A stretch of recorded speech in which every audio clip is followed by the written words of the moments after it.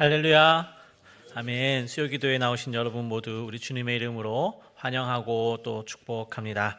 우리 함께 마음을 모아서 찬송하기를 원합니다. 찬송가 369장, 찬송가 369장 함께 찬양하겠습니다.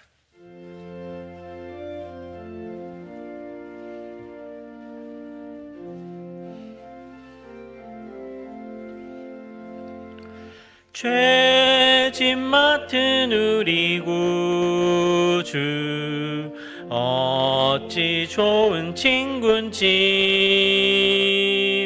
걱정 근심 무거운 짐 우리 주께 맡기세.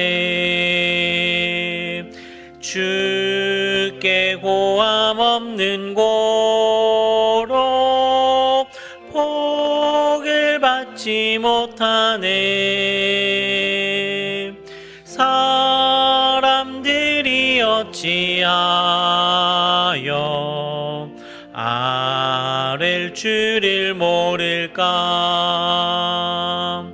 시험 걱정 모든 괴로움 없는 사람 누군가.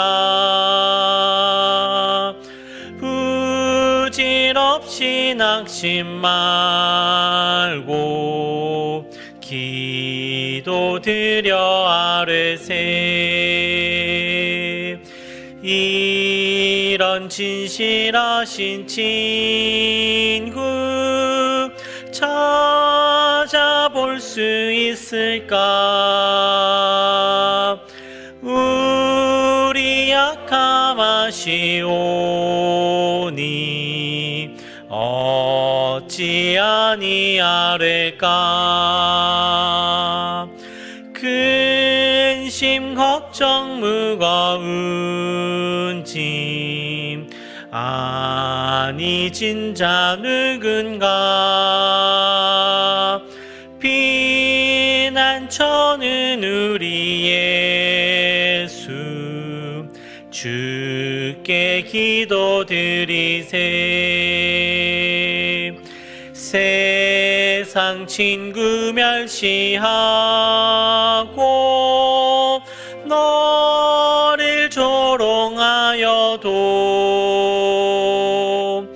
예수 품에 안기어서 참된 위로 받겠네. 아멘. 한 장 더 찬양하겠습니다. 우리 찬송가 370장 함께 찬양하겠습니다.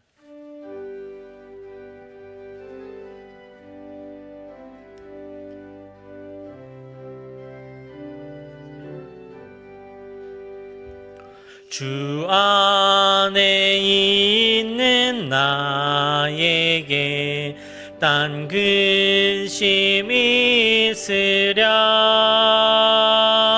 십자가를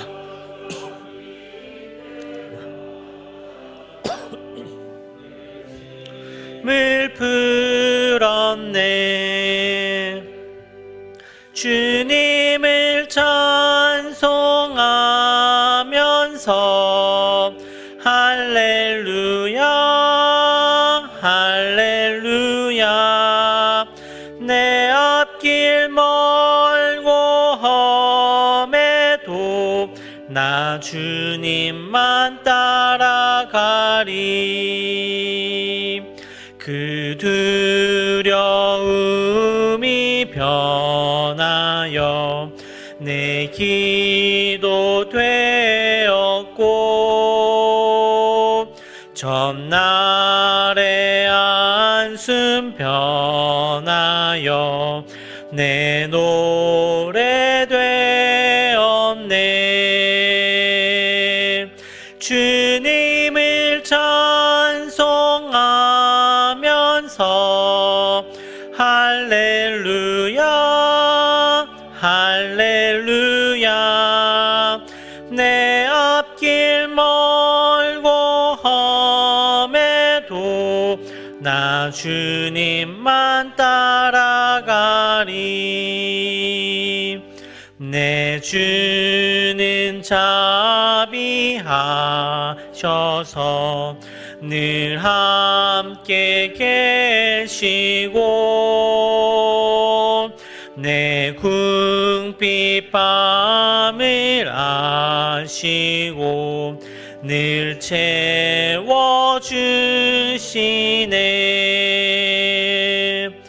주님을 찬송하면서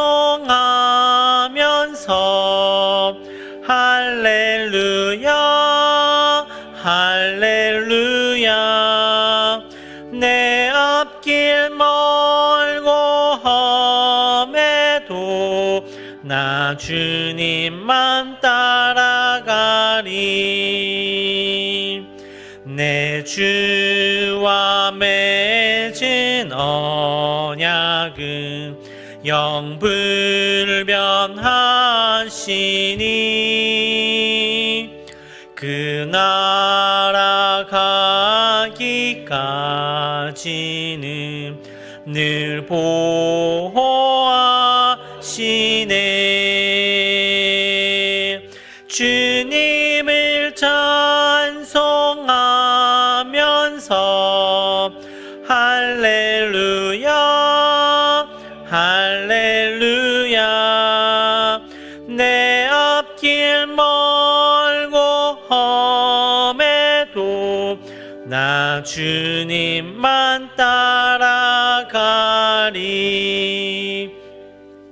아멘. 이 시간 우리를 대표해서 김근숙 집사님 기도해 주시겠습니다.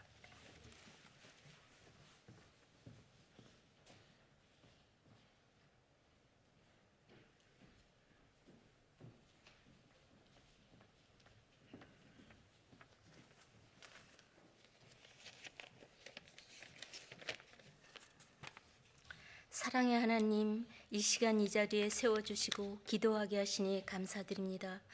저희들의 잘못과 허물을 십자가 보혈로 정갈하고 깨끗하게 도말하여 주옵소서. 저희들에게 믿음을 주옵소서. 기름을 채우며 준비하는 다섯 처녀들처럼 행동하고 움직여 실천에 옮기는 믿음으로 성장할 수 있게 하옵소서. 나라가 매우 어수선합니다. 주님께서 이 나라를 다스리시고 올바로 이끌어 주옵소서. 이 민족 잠잠히 주님을 따르게 하여 주옵소서. 병마와 싸우는 성도님들 주님 치유하여 주옵소서. 건강 허락해 주옵소서. 아버지 하나님, 언제나 예배를 진심으로 감사하며 드릴 수 있게 하여 주옵소서. 말씀을 대안하시는 목사님 항상 건강하게 하여 주옵소서. 이 예배 주님께서 받아 주옵소서. 주님의 귀하신 이름으로 기도합니다. 아멘.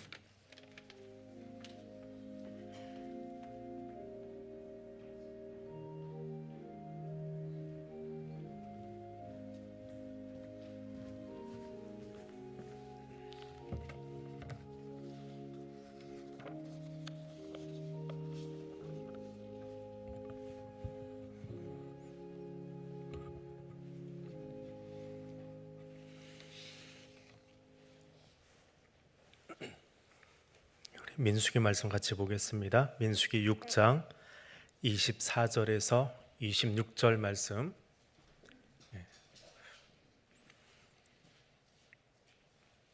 민수기 6장 24절에서 26절입니다. 같이 읽겠습니다. 여호와는 내게 복을 주시고 너를 지키시기를 원하며 여호와는 그의 얼굴을 내게 비추사 은혜 베푸시기를 원하며 여호와는 그 얼굴을 내게로 향하여 드사 평강 주시기를 원하노라 할지니라 하라. 아멘. 아론의 축복기도 세 번째 구절을 함께 보려고 합니다. 첫 번째 구절에서는 복의 수여자가 여호와 하나님이시다라고 하는 것, 하나님께서 복을 수여하시는데 그 복의 내용이 생명을 지켜주시는 은혜, 그리고 하나님의 그 은혜를 베풀기 위해서 우리에게 몸을 낮추시고 굽히셔서 우리를 보신다라고 하는 것을 함께 살펴보았습니다.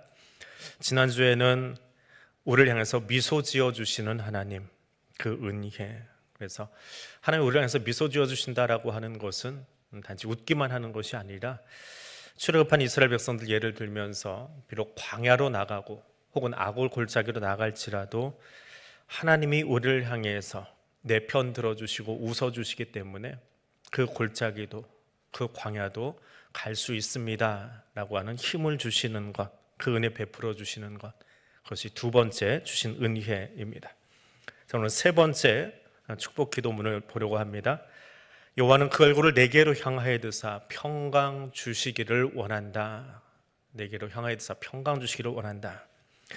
두 번째 구절과 비슷한 내용을 담고 있죠. 그의 얼굴 혹은 그 얼굴이라고 하는데 후렴구에 가서는 조금 더 길어진 그런 축복 기도문이 나오고 있습니다. 우리를 향해서 얼굴을 드신다, 우리를 향해서 호의를 베풀어 주신다, 나에게 친절을 베풀어 주신다, 나에게 사랑을 주신다라고 하는 그런 의미가 있습니다. 하나님이 우리에게 호의를 베풀어 주시는 것, 반대로 생각하면 무엇일까요? 우리에게 친절을 베푸시는 것, 반대말은 불친절이겠지요. 왜 불친절하게 구실까요? 사랑을 주신다, 사랑의 반대는 무엇입니까? 죄로 인해서 우리에게 진노하시는 것, 죄 때문에 관계가 악화되어서 친절하지 않게 구는 것, 죄 때문에 하나님의 얼굴을 돌려버리시는 것.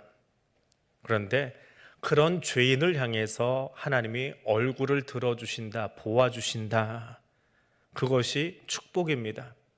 죄인을 향해서 얼굴을 들어주신다라고 하는 말 속에는 우리의 죄를 용서하신다, 용서해 주신다라고 하는 죄 용서를 향한 간구가 숨어 있기도 합니다. 그럼 죄의 결과가 무엇입니까? 세상에서 죄 지으면 벌금 내고 징역 살고 싱가포르 같으면 태형을 맞기도 하겠지요. 성경에서 말하는 죄의 끝은 사망입니다. 근데 여러분 지금 죽어 있나요? 죽었나요? 죽을 뻔한 건가요? 한국말이 참 어렵기는 한데 사망을 기다리고 있는 죄수, 죄인의 마음 상태는 어떨까요? 이미 죽었으니까 자포자기하고 삽니까?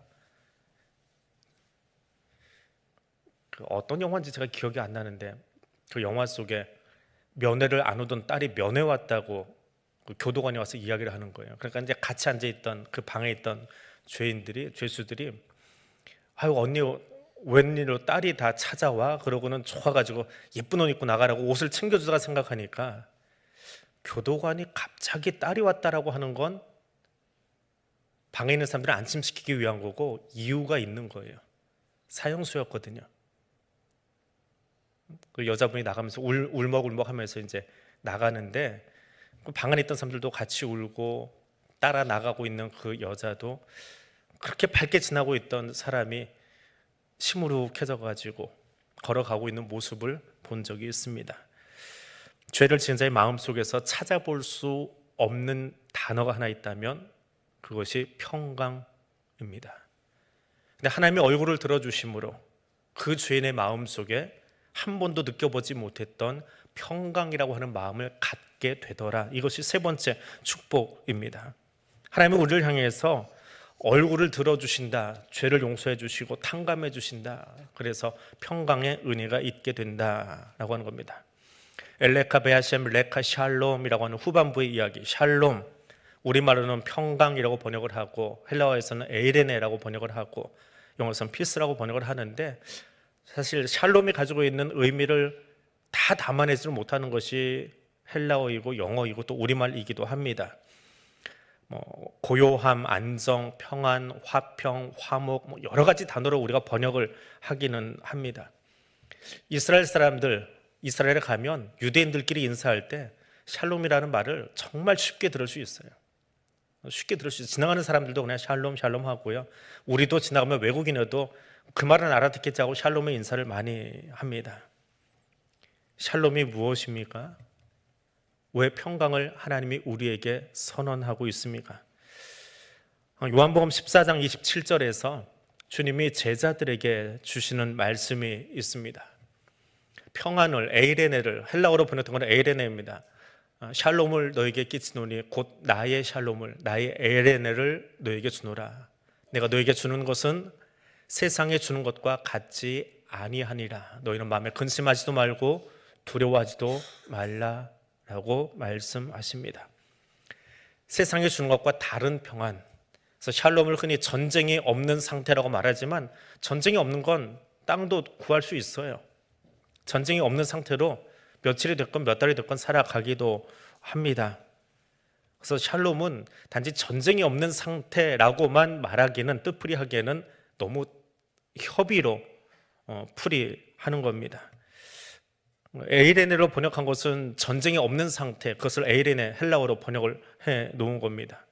우리말로도 여러 가지로 번역이 되어 있지만 전쟁이 없는 상태만은 아닙니다. 예수님 말씀하신 것처럼 세상이 줄 수 없는 평화입니다.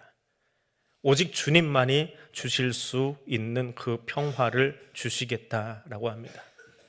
마음의 평화가 없으면 금침대에 누워서 산의 짐이 먹는다고 편안해지겠습니까? 입은 즐겁겠지요. 등은 금으로 장식된 침대에 누워 있으니까 뭔가 뿌듯한 마음은 있겠지요. 그러나 평화는 아닙니다. 주님이 주시는 평화는 그것과 차원이 다른, 결이 다른 것도 아니고 차원이 다른 것이다 라고 이야기합니다. 그 평화는 어떻게 얻을 수 있습니까? 평화는 우리의 노력으로는 얻을 수 없습니다. 세상은 힘으로 평화를 가져오려고 합니다. 시리아가 엉망이 되니까 이스라엘이 신났다 그러고 네타야후 총리가 지금 시리아 골란고원을 치고 올라갔습니다. 골란고원 뺏기가 영 쉬운 땅이 아닌데 골란고원만 차지한 게 아니라 골란고원 넘어서 시리아하고 완충지대, 우리로 치면 골란고원은 휴전선이고 그 뒤쪽이 시리아의 비무장지대, DMZ 같은 곳인데 거기까지 탱크를 밀고 들어가 버렸어요. 6.1 전쟁, 중동 전쟁 이후로 제가 알기로는 그 지역을 이스라엘이 들어가서 군대 주둔시키기는 처음인 것 같습니다. 그러면 평화가 있습니까? 많은 평론가들이 이야기해요. 이스라엘이 왜 골란고원까지 올라가서 지금 저 난리를 치고 있냐? 네타야후가 불안하거든요. 극우주의자인데 전쟁 벌이다가 좀 엉뚱한 일들을 많이 했어요. 그래가지고 이스라엘 신문에서는 네타야후 탄핵해야 된다는 이야기가 자꾸 나옵니다. 돈도 좀 뒤로 빼돌린 것도 있고 정책적으로도 누구 뒤 봐주다가 좀 흠 잡힌 것도 있고. 근데 그거 만회해야 되니까 한 번도 뺏지 못했던 골란고원 우리가 뺏었다. 이 실적 올리려고 지금 쳐들어간다. 이스라엘도 또 서방 세계도 그렇게 이해하고 있습니다. 전쟁이 없으면 골란고원 뺐으면 이스라엘이 편안해집니까? 평화를 구하고 평안의 인사를 전하고 살아가지만 평화는 우리에게서 나오지 않습니다. 그래서 바울이 빌립보의 성도들에게 이렇게 말합니다. 빌립보서 4장 6절과 7절의 말씀입니다. 같이 읽어볼까요? 아무것도 염려하지 말고 다만 모든 일에 기도와 간구로 너희 구할 것을 감사함으로 하나님께 아뢰라. 평안은 누가 주신다고요? 하나님이 주세요. 평안을 누구에게 요청해야 받을 수 있습니까? 하나님께 구해야 받을 수 있습니다. 그 평안이 나오는 곳 하나님의 얼굴입니다. 다른 곳에서 나오지 않습니다. 의인화시켜서 이야기했지만 아론의 축복 기도 가운데 하나님의 얼굴이 2번이나 반복돼서 나오는 것, 그것은 평안, 샬롬은 오직 하나님에게서만 나온다라고 하는 거예요. 사람의 힘으로 나오지 않습니다. 사람의 능력에서 평안을 가져올 수 없습니다. 죄에 빠진 사람은 하나님 바라보질 못합니다. 죄를 지은 순간에 이미 하나님을 피하고 싶어요. 하나님이 요나에게 니느웨로 가라고 했습니다. 사명 주셨어요. 근데 그 사명이 말도 안 되는 것 같아요. 내가 미워하는 사람에게 가서 말하기 싫어요. 말 거는 거 싫습니다. 그건 요나뿐만이 아니라 모든 사람들이 그럴 거예요. 그래서 요나가 어떻게 합니까? 하나님 말씀 거절하지요. 거부합니다. 불순종합니다. 그러면서 마음속에 제일 먼저 찾아오는 감정이 하나 있어요. 하나님을 거절하고 싶으니까 내 마음에 들어오는 게 하나 있어요. 이 행동을 꼭 취하고 싶어요. 뭘까요?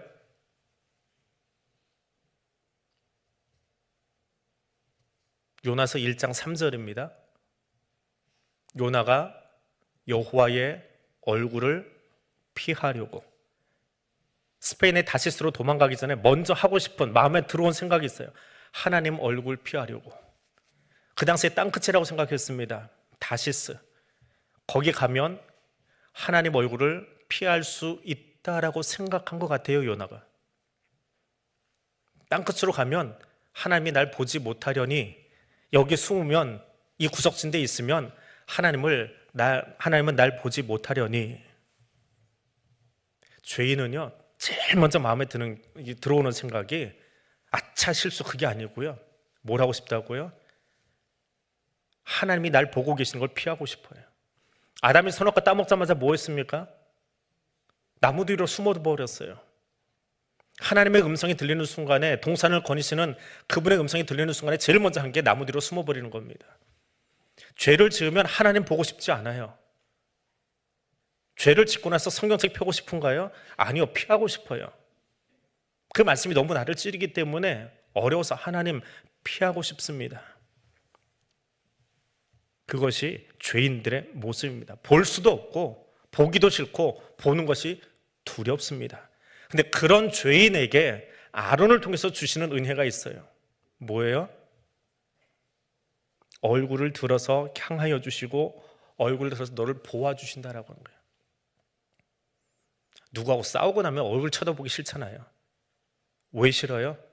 마음에 안타까움이 있고 아픔이 있어서 얼굴을 마주하기 싫거든요. 얼굴을 마주한다라는 게 은혜예요. 눈을 본다라고 하는 게 은혜예요. 잘못했어도 아이가 부모 얼굴 바라볼 수 있는 게 은혜예요. 보고 있으면 거기서 은혜가 나오거든요. 보지 못하면 은혜는 서로 소통되지 않아요.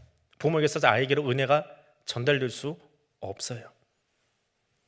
은혜 받은 자의 모습, 물고기 뱃속에 들어갔던 요나가 은혜를 입습니다. 하나님의 말씀을 듣고 자기가 뭘 잘못했는지 깨닫기 시작해요. 그러니까 요나서 2장 4절에 가서 이렇게 이야기합니다. 내가 주의 목전에서 쫓겨났을지라도, 하나님의 목전에서 눈앞에서 쫓겨난 게 이미 그게 아픔이고 슬픔이고 벌 받고 있는 거예요.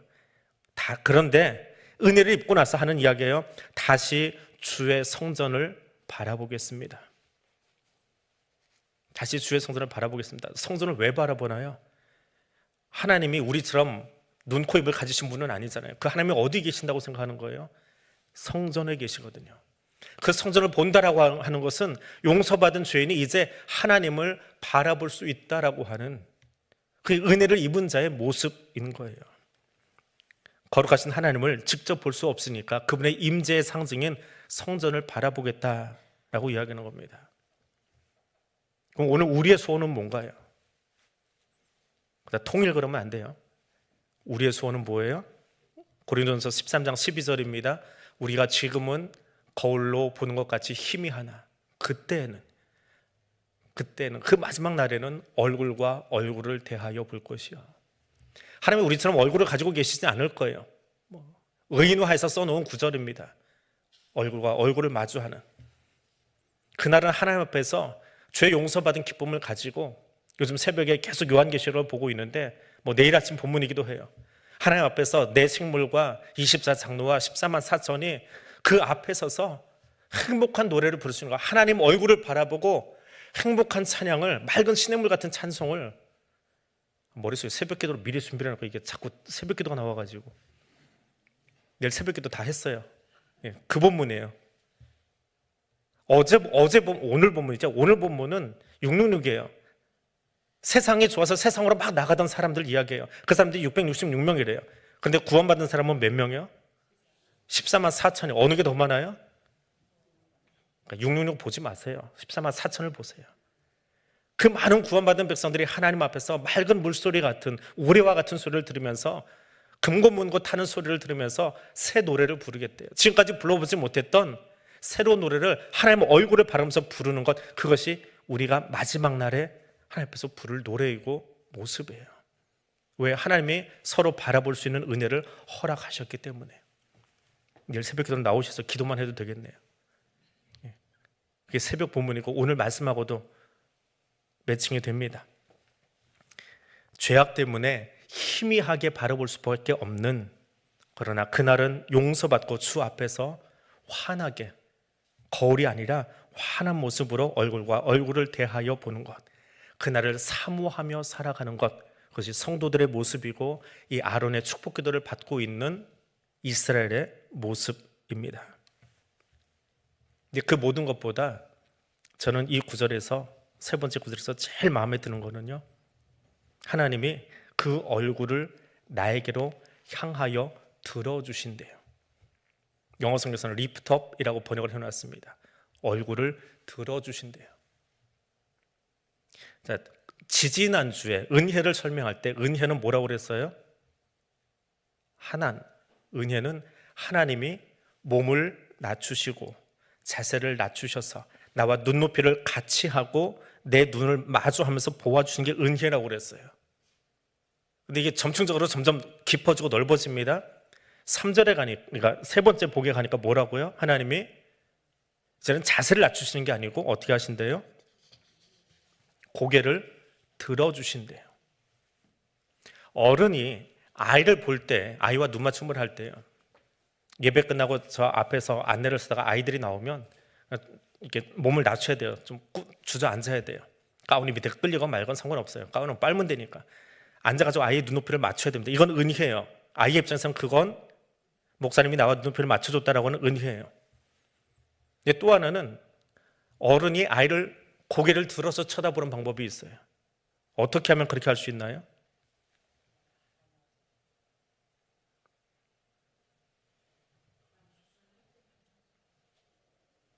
아이를 안아주면 눈높이가 나하고 똑같아져요. 아이를 높이 들어줘야지요. 고개를 들기 전에 아이를 높이 들어주는 거예요. 들고 나서 내가 고개를 드는 거예요. 하나님이 나를 들어 올려주시겠대요. 죄인인 나의 지위를, 나의 위치를 높이 올려주시겠대요. 그리고 나를 쳐다보아 주시겠대요. 나를 보시기 위해서 시선만 내게 두는 것이 아니라 나를 들어 올려서 영광스럽게 해주시고 나를 보아 주시겠대요. 우리는 이 모습을 이미 경험했어요. 언제요? 언제 경험해봤나요? 하나님이 내 발밑으로 오신 적이 있어요. 제자들의 발 씻기실 때 창조주께서 제자들의 발 아래 무릎을 꿇으시고 창조하시던 그 손으로 냄새나는 발을 씻겨주셨어요. 며칠 뒤에는 그 손에 큰 못을 박히고 보배로운 피를 흘리면서 우리 죄를 씻어주셨어요. 나를 용서하시려고 내 앞에 무릎을 꿇으셨어요. 잘못은 내가 했는데, 내가 나쁜 사람인데, 근데 나쁜 나를, 죄인인 나를 사랑하시고 높이시려고 하나님이 스스로 이 땅에 오셨고, 그것이 성탄이 있고요. 그리고 이 땅에 오신 주님이 나를 위하여 무릎을 꿇으셨어요. 저와 여러분은 그 사랑을 입은 존재입니다.